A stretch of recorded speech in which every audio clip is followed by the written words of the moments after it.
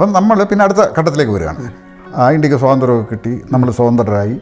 നമ്മളിപ്പം 47 ഭരണം കിട്ടിയെന്ന് പറഞ്ഞാലും ഒരു 55 വരെയും ഈ ക്ഷാമത്തിൻ്റെ ഇമ്പാക്റ്റ് ഉണ്ടായിരുന്നു. ക്രോസ് ചെയ്ത് ഹൈബ്രിഡുകൾ ഉണ്ടാക്കുന്ന ഒരു ടെക്നിക്കിലേക്ക് വന്നു. അപ്പോൾ നമ്മളുടെ ഇവിടെയുള്ള പൊക്കമുള്ള നെല്ലിനങ്ങളിലും ഗോതമ്പിലും ഒക്കെ രാസവളങ്ങളിട്ട് കൃഷി ചെയ്തപ്പോഴത്തേക്ക് അതിൻ്റെ വളർച്ച കൂടിയിട്ട് അതിൻ്റെ തണ്ടിന് കട്ടിയില്ലാതെ ഇതെല്ലാം മറിഞ്ഞു വീഴുന്ന ഒരു അവസ്ഥയുണ്ടായി.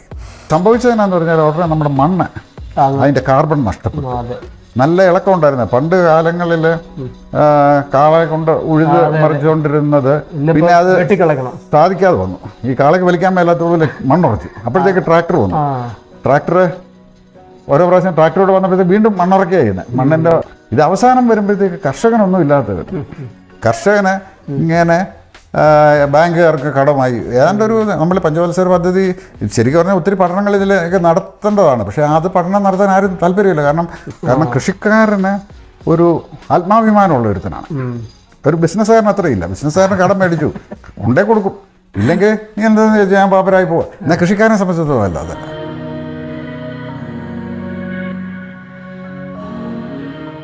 ഈ ബംഗാൾ ക്ഷാമം ഉണ്ടാകാനുണ്ടായ അടിസ്ഥാന കാരണം എന്നാണ് ഇന്ന് പലരും പറയുന്നത്. എന്നാൽ നമ്മൾ ഈ ബംഗാൾ ക്ഷാമത്തിൻ്റെ കാരണം ഇവിടെ ധാന്യങ്ങളില്ലാതായതുകൊണ്ടാണ് എന്നുള്ള ഒരു ഇതിലാണ് പ്രൊജക്റ്റ് ചെയ്യപ്പെടുന്നത്. ഈ പഞ്ചവത്സര പദ്ധതികളിൽ കൂടെ നമ്മൾ ഹരിത വിപ്ലവം എന്ന ആശയമൊക്കെ കൊണ്ടുവരുന്നതിനെ ആക്കം കൂട്ടാൻ വേണ്ടി ഉണ്ടാക്കിയ ചില ഡേറ്റകൾ ഒക്കെ അതനുസരിച്ചാണ് ഇവിടെ ക്ഷാമം ഉണ്ടായി. എങ്ങനെ ഉണ്ടായി എന്നുള്ളതിനെ കുറിച്ച് ആരും പഠിക്കുന്നില്ല, പറയുന്നുമില്ല. ക്ഷാമം ഉണ്ടായി എന്നുള്ള അതൊരു വാസ്തവമാണ്. ക്ഷാമം പറഞ്ഞപ്പോൾ വേറൊരു പ്രേക്ഷകന്റെ പേര് ഞാൻ ഓർക്കുന്നില്ല. അദ്ദേഹം ചോദിച്ചു, ഈ പ്രകൃതി കൃഷിയിലേക്ക് പോയി കഴിഞ്ഞാൽ 1930 ആ ഒരു കാലഘട്ടത്തിലേക്ക് ഇന്ത്യ തിരിച്ചു പോകുന്നുള്ള രീതിയിൽ. ശരിക്കും പറഞ്ഞാൽ ഈ ചോദ്യത്തിന്റെ ഉത്തരവാണ് ഞാനിപ്പോൾ പറഞ്ഞു കഴിഞ്ഞത്. പക്ഷേ ഈ രണ്ട് ചോദ്യം ചോദിച്ചു, രണ്ടുപേർക്കും ഒരേ യഥാർത്ഥ ചോദ്യം എന്ന് പറഞ്ഞാൽ ഇത്രയും പേർക്ക് അങ്ങനെ ആഹാരം കൊടുക്കുമെന്നുള്ള അതിലേക്ക് നമുക്ക് ഇനിയും വരാം. അപ്പം അങ്ങനെ ബംഗാൾ ക്ഷാമം ഇവിടെ ഉണ്ടായി. ആ ബംഗാൾ ക്ഷാമത്തിന്റെ ഞാനതാണ് ആദ്യം പറഞ്ഞത്. നമ്മൾ കുറച്ച് ചരിത്രം ഈ അവതരത്തിന് ചരിത്രം അറിയാതെ നമുക്ക് ഇതിന്റെ ഒരു സൊല്യൂഷൻ എന്താണെന്ന് പറയാൻ പറ്റില്ല. അതെ. അപ്പം അങ്ങനെ ഈ ബംഗാൾ ക്ഷാമം ഉണ്ടായി എന്നുള്ളൊരു വസ്തുതയാണ്. പക്ഷെങ്കിൽ അതിവിടെ ഒരു കലാമിറ്റി ഉണ്ടായിട്ടോ അല്ല ഒരു സുനാമി ഉണ്ടായിട്ടോ അല്ലെങ്കിൽ ഒരു പകർച്ചവ്യാധി ഉണ്ടായിട്ടോ ഒന്നുമല്ല. ഇവിടെ അങ്ങനെ അങ്ങ് ഉണ്ടാകുകയായിരുന്നു. ഉണ്ടായി എന്നുള്ളത് വസ്തുവാണ്. അപ്പം നമ്മൾ പിന്നെ അടുത്ത ഘട്ടത്തിലേക്ക് വരികയാണ്. ഇന്ത്യക്ക് സ്വാതന്ത്ര്യമൊക്കെ കിട്ടി, നമ്മൾ സ്വതന്ത്രരായി. നമ്മളിപ്പം ഭരിക്കാൻ അപ്പം അന്ന് ഇന്ത്യൻ മുന്നിലുണ്ടായിരുന്ന ആദ്യത്തെ ഏറ്റവും വലിയ ചലഞ്ച് ഇതാണ്. ഇവിടെ ആഹാരമില്ല, ദാരിദ്ര്യമാണ്. അതിൻ്റെ മെയിൻ കാരണം എന്താണെന്ന് പറഞ്ഞാൽ സായിപ്പ് മിക്കവാറും എല്ലാം കൊണ്ടുപോയി കൃഷിഭൂമി മുഴുവൻ തന്നെ ഒത്തിരി നല്ല ഒരു ഏരിയ തന്നെ അവർ മറ്റ് വ്യവസായ ഉൽപ്പന്നങ്ങളിലേക്ക് മാറ്റി. അത് കൃഷിഭൂമി ആഹാരം ഉണ്ടാക്കുന്ന കൃഷിഭൂമികളുടെ എണ്ണം കുറഞ്ഞിരുന്നു. ജനങ്ങളുടെ എല്ലാം ആരോഗ്യം പോയി. അത് കൃഷി ചെയ്യാനൊക്കെ പണിയാനൊന്നുള്ള ആരോഗ്യമെല്ലാം പോയി. അതുകൊണ്ട് കുറച്ച് നാളെടുത്തു. നമുക്ക് 47 ഭരണം കിട്ടിയെന്ന് പറഞ്ഞാലും ഒരു 55 വരെയും ഈ ക്ഷാമത്തിൻ്റെ ഇമ്പാക്റ്റ് ഉണ്ടായിരുന്നു. 55 ആയപ്പോഴത്തേക്ക് ഈ രാസകൃഷിയെക്കുറിച്ചുള്ള ആശയം നെഹ്റുവിന് ഉണ്ടാകുകയും പഞ്ചവത്സര പദ്ധതി അതിനെ ആവിഷ്കരിച്ചു. അതെ, രാസകൃഷിയിൽ കൂടെ നമ്മളുടെ ആ കൃഷിയുള്ള ഫോക്കസ് അതിലും ഇനിയും വേറെ ആരുടെയും നെഹ്റുവിനെ അഡ്വൈസ് ചെയ്ത് ആരാണെന്നൊക്കെ വേറെ നെഹ്റു തന്നെ തോന്നിയായിരിക്കില്ല. ആ ഒരു ലെവലിൽ ഇരിക്കുമ്പോഴത്തേക്ക് പലരുടെയും അഭിപ്രായങ്ങൾ ആണ് അവർ കേട്ട, അവരുടെ എക്സ്പെർട്ടുകളുടെ അഭിപ്രായങ്ങൾ. അങ്ങനെയാണ് ഈ സ്വാമിനാഥൻ ഒക്കെ അന്ന് പേരെടുക്കുന്നത്.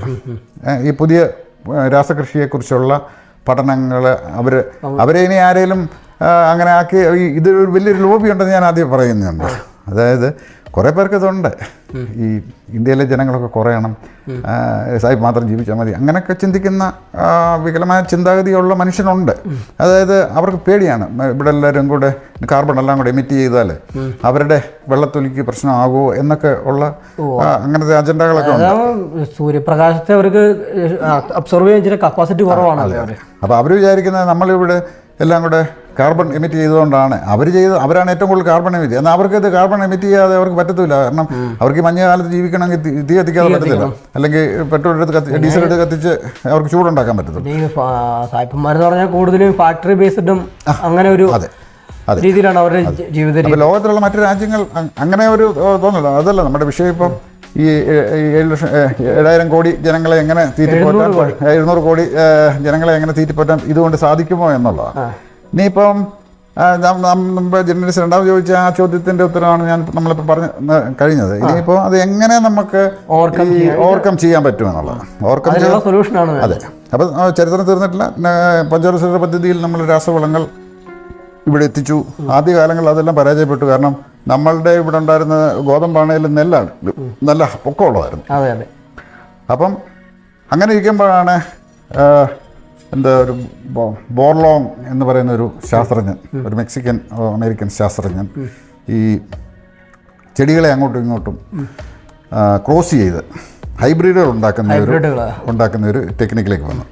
അപ്പോൾ നമ്മളുടെ ഇവിടെയുള്ള പൊക്കമുള്ള നെല്ലിനങ്ങളിലും ഗോതമ്പിലും ഒക്കെ രാസവളങ്ങളിട്ട് കൃഷി ചെയ്തപ്പോഴത്തേക്ക് അതിൻ്റെ വളർച്ച കൂടിയിട്ട് അതിൻ്റെ തണ്ടിന് കട്ടിയില്ലാതെ ഇതെല്ലാം മറിഞ്ഞു വീഴുന്ന ഒരു അവസ്ഥയുണ്ടായി. അപ്പോൾ ഈ ബോർലോങ്ങിൻ്റെ ഈ കണ്ടുപിടുത്തത്തെക്കുറിച്ച് പൊക്കമുള്ള നെല്ലും പൊക്കം കുറഞ്ഞ നെല്ലും കൂടെ ക്രോസ് ചെയ്ത് പൊക്കം കുറഞ്ഞ ഒരു അത്യുത്പാദന ശേഷിയുള്ള ഹൈബ്രിഡ് നെല്ലുകളെ അവർക്ക് ബ്രീഡ് ചെയ്യാൻ സാധിച്ചു. അപ്പോൾ അത് പൊക്കം കുറവാണ്, അതിനകത്ത് രാസവളം കിട്ടാൽ അതിന് ഒരു കൂടുതലും പൊങ്ങുന്നില്ല. മറ്റേ പൊക്കം കൂടിയതിന് പൊക്കം കുറച്ചുകൂടെ കൂടിയിട്ട് അതിലവിടെ വീണ് താഴെ. അപ്പോൾ ഈ വിത്തിനങ്ങളെ ഇവിടെ കൊണ്ടുവന്ന് പരീക്ഷിച്ച് നമ്മുടെ ഇതിലേക്ക് വേണ്ട അതിലൊക്കെ ഈ ഡോക്ടർ സ്വാമിനാഥൻ്റെ ഒക്കെ ഒത്തിരി ഇൻവോൾവ്മെൻ്റ് ഉണ്ട് അതിനകത്ത്. അങ്ങനെ നമ്മൾ ഹരിത വിപ്ലവം എന്നുള്ള ഒരു ആശയത്തിൽ കൂടെ അന്ന് നമുക്ക് എങ്ങനെ ഗ്രോ മോർ ഫുഡ് എന്നുള്ളതായിരുന്നു രാജ്യത്തിൻ്റെ ദാരിദ്ര്യം അങ്ങനെ മാറ്റുക എന്നുള്ളതായിരുന്നു. അതെ, അതായിരുന്നു അന്നത്തെ ഭരണാധികാരികളുടെ ചിന്ത. അതിനവർ ചെയ്ത കാര്യങ്ങൾ ഒന്ന് ഈ ഹൈബ്രിഡ് വിത്തനങ്ങളെ കൊണ്ടുവന്നു, രാസവളങ്ങൾ കൊണ്ടുവന്നു, കീടനാശിനികൾ കൊണ്ടുവന്നു, കൃഷി ഏരിയ കൂട്ടി. നമുക്ക് തന്നെ അറിയാമല്ലോ, ഇവിടെ ഇപ്പോൾ ഇടുക്കിയിൽ തന്നെ പല സ്ഥലങ്ങളിലും കുടിയേറ്റം ഗവൺമെൻറ് പ്രോത്സാഹിപ്പിച്ച് ഇവിടെ കൊണ്ടുവന്നിട്ടുണ്ട്. വനം വെട്ടിത്തെളിച്ച് കൃഷി ചെയ്ത് കപ്പയോ നെല്ലോ ഇട്ട് കൃഷി ചെയ്ത് എങ്ങനെയും ദാരിദ്ര്യം മനുഷ്യന് ആഹാരം ഉണ്ടാക്കാനായിട്ടുള്ള ഒരു ശ്രമം. അങ്ങനെ അതുപോലെ സാങ്കേതികത കൂടി ട്യൂബ്വെല്ലുകൾ ഉണ്ടാക്കി. മെയിനായിട്ട് രണ്ട് കാര്യങ്ങളാണ്. ഒന്ന്, ഒത്തിരി ഏരിയ നമ്മൾ കൃഷിക്കായി ഈ ധാന്യ കൃഷിയിലേക്ക് അല്ല ആഹാരം ഉണ്ടാക്കുന്നതിലേക്ക് മാറ്റി. ഇന്നതെല്ലാം മാറി. ഇന്നിപ്പം അതെല്ലാം അവിടെ എല്ലാം തോട്ടങ്ങളായി. പിന്നെ നെൽപ്പാടങ്ങളെല്ലാം ഒക്കെ നികത്തി. അപ്പം അങ്ങനെ മുന്നോട്ട് വന്നു. അപ്പോൾ ഇനി നമ്മൾ നോക്കേണ്ടത് ഇതെങ്ങനെ നമ്മൾക്ക് ഈ അങ്ങനെ ഇത് മുന്നോട്ട് വന്നപ്പോഴത്തേക്ക് നമ്മുടെ കൃഷി ഭൂമികളിലുണ്ടായിരുന്ന കാർബണിൻ്റെ അളവൊക്കെ വിളവ് കുറഞ്ഞു വരാൻ തുടങ്ങി. രാസവളങ്ങളോ അല്ലെങ്കിൽ അങ്ങനെയുള്ള കാർഷിക ഉപാധികളുടെ ചിലവ് കൂടിക്കൂടി വന്നു. വിളവ് ഏതാണ്ട് സ്റ്റാൻഡ് സ്റ്റില്ലായിട്ട് വരുന്നു. ഏതെങ്കിലും ഒരു പുതിയ വെറൈറ്റി അവർ കണ്ടെത്തി കുറച്ചുകൂടെ ഇത് വിളവ് കൂട്ടുമ്പോഴത്തേക്ക് അതിന് 100 പ്രശ്നങ്ങളായിരിക്കും. ആ പ്രശ്നങ്ങളെ നമ്മൾ രാസികമായിട്ടോ സാങ്കേതിക വളങ്ങളും കീടനാശിനികളും അതിൽ സംഭവിച്ചതെന്നാന്ന് പറഞ്ഞാൽ ഉടനെ നമ്മുടെ മണ്ണ് അതിൻ്റെ കാർബൺ നഷ്ടപ്പെട്ടു. നല്ല ഇളക്കം ഉണ്ടായിരുന്നു പണ്ട് കാലങ്ങളിൽ. കാളയെ കൊണ്ട് ഉഴുത് മറിച്ചുകൊണ്ടിരുന്നത് പിന്നെ അത് സാധിക്കാതെ വന്നു.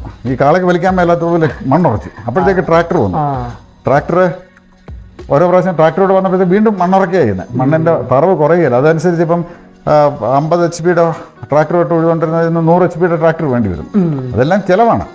ഇത് അവസാനം വരുമ്പോഴത്തേക്ക് കർഷകനൊന്നും ഇല്ലാത്ത വരും.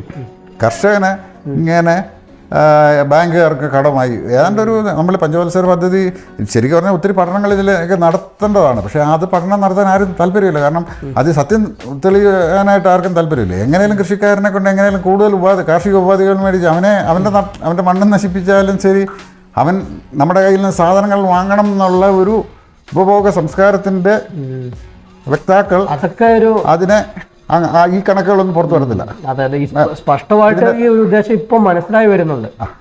ഇപ്പം അവർക്ക് നിർവാഹമില്ലാതായി. എന്നാന്ന് പറഞ്ഞാൽ ഥാർ മരുഭൂമിയുടെ വിസ്തരണം കൂടിക്കൂടി വരുന്നു. ഇന്ത്യയുടെ പല ഭാഗങ്ങളിലും മരുഭൂവൽക്കരണത്തിന്റെ ലക്ഷണങ്ങൾ, ഈവൻ കേരളത്തിൽ പോലും മരുഭൂവൽക്കരണത്തിന്റെ ആദ്യ ലക്ഷണങ്ങൾ കണ്ടു തുടങ്ങിയിരിക്കുന്നു. നമ്മൾ മനസ്സിലാക്കേണ്ടത് പണ്ട് കാലത്ത് ഇവിടെ മയിൽ വരുന്ന കാര്യം കേട്ടിട്ടേ ഇല്ല. മയിൽ വരുന്നത്, മയിലെന്ന് പറയുന്നത് ഏതാണ്ട് ഒരു മരുഭൂമിയോട് അടുത്ത് കിടക്കുന്ന സ്ഥലങ്ങളിലാണ്. അതായത് ചൂട് അതിന് അത്യാവശ്യമാണ്. ചൂടും കാലാവസ്ഥ അതിനറിയാം. നാളെ മരുഭൂമി, നാളെ നമുക്ക് ഇവിടെ ജീവിക്കാം എന്നുള്ളത് അവർക്ക് മനസ്സിലാവുന്നു. മരുഭൂമി നമ്മുടെ മയിലിങ്ങോട്ട് കയറുന്നത് നമ്മൾ സൂക്ഷിക്കണം. അതിന് കുറേ പഠിക്കാനുണ്ട് അതിൽ നിന്ന്. അപ്പം അതാണ് നമ്മൾ മനസ്സിലാക്കേണ്ടത്. ഇപ്പോൾ അവർക്ക് രാസകൃഷി കൊണ്ട് തന്നെ മുന്നോട്ടിനും പോകത്തില്ല എന്നുള്ളത് അവർക്ക് മനസ്സിലായി. ഇനി മനുഷ്യനെ ഇപ്പോൾ കൂടുതൽ പറ്റിച്ചുകൊണ്ടിരുന്നാൽ അവൻ ചത്തുപോകും. അവനെ നമുക്ക് യഥാർത്ഥത്തിൽ അറിയാമല്ലോ, ഇന്ന് കൃഷിക്കാരുടെ ഒരു നല്ല ശതമാനവും കടക്കണിയിൽ പെട്ടിട്ട് പേര് ആത്മഹത്യയിൽ പോലും ചെയ്തു. കാരണം കൃഷിക്കാരന് ഒരു ആത്മാഭിമാനമുള്ള ഒരുത്തനാണ്. ഒരു ബിസിനസ്സുകാരന് അത്രയില്ല. ബിസിനസ്സുകാരന് കടം മേടിച്ചു ഉണ്ടേ കൊടുക്കും, ഇല്ലെങ്കിൽ നീ എന്താണെന്ന് ചോദിച്ചാൽ ഞാൻ പാപ്പരായി പോവാം. എന്നാൽ കൃഷിക്കാരനെ സംബന്ധിച്ചിടത്തോളം അതല്ല. അവനൊരാളൊരു കടമുണ്ടെങ്കിൽ അവന് ഇപ്പം എത്ര പലിശ എന്ന് പറഞ്ഞാലും എത്ര അനീതിയോടുകൂടി ഒരു കടമാണ് അവന് മേടിച്ചിരിക്കുന്നത് പറഞ്ഞാലും അവൻ അതിനെ എതിർക്കുന്നത്. ഞാൻ അവനോട് മേടിച്ച് ഞാൻ ബാധ്യസ്ഥനാണെന്നുള്ളൊരു മനോഭാവം കൃഷിക്കാരനുണ്ട്. എന്നാന്ന് പറഞ്ഞാൽ ചെറുപ്പം മുതലേ അവൻ ആരെ ആശ്രയിക്കാതെ സ്വന്തമായിട്ട് ജീവിച്ചിരുന്നതാണ്. ബിസിനസ്സുകാരൻ എന്ന് പറഞ്ഞാൽ സമൂഹത്തിലുള്ള മറ്റുള്ളവരെ ആശ്രയിച്ച് ജീവിക്കുന്നതാണ്. കൃഷിക്കാരൻ അങ്ങനല്ലായിരുന്നു, അവൻ സ്വന്തമായിട്ട് ജീവിച്ചിരുന്നത്. അപ്പോൾ അവനെ കടക്കണിയിൽ പെട്ടപ്പോഴത്തേക്ക് അല്ലെങ്കിൽ കുരുക്കും മുറിവും തോറും അവൻ അവൻ്റെ ജീവിതം ഒടുക്കുന്ന ഒരു മനോഭാവത്തിലേക്ക് വന്നു. തെറ്റായ കൃഷി രീതി അവലംബിച്ചിട്ട്. അതെ, തെറ്റായ കൃഷി രീതി അവലംബിച്ച് പറഞ്ഞ ഇതാണ്, വിത്ത് അവൻ മേടിക്കണം. ഇന്ന് ഉപയോഗിക്കുന്ന വിത്ത് ഹൈബ്രിഡ് വിത്തുകളുടെ വിത്തെടുത്ത് ഇട്ടാൽ അത് ശരിയാകത്തില്ല, വീണ്ടും നമ്മൾ മുളക്കില്ല. അപ്പം അങ്ങനെ നമ്മുടെ പരമ്പരാഗത വിത്തിനങ്ങളെ നമ്മൾ അന്യം നിന്ന് പോയി. കാരണം ഇത് മുഴുവൻ ഹൈബ്രിഡുകളാക്കി കഴിഞ്ഞപ്പോഴത്തേക്ക് പിന്നെ ആദ്യം വിത്തെടുക്കാൻ പറ്റില്ല. ഇവൻ വിത്ത് പോലും വേറെ ആരുടെ നിന്ന് മേടിക്കണം. വടക്കേ ഇന്ത്യയിലൊക്കെ നമുക്കറിയാം, വിത്ത് ഇരിക്കുന്നവൻ ഇന്ന് രാജാവ് അവിടുത്തെ. ലോകത്തിലെല്ലായിടത്തും തന്നെ പരമ്പരാഗത വിത്തുകൾ കയ്യിലുള്ളവൻ അവിടുത്തെ രാജാക്കന്മാരാണ്.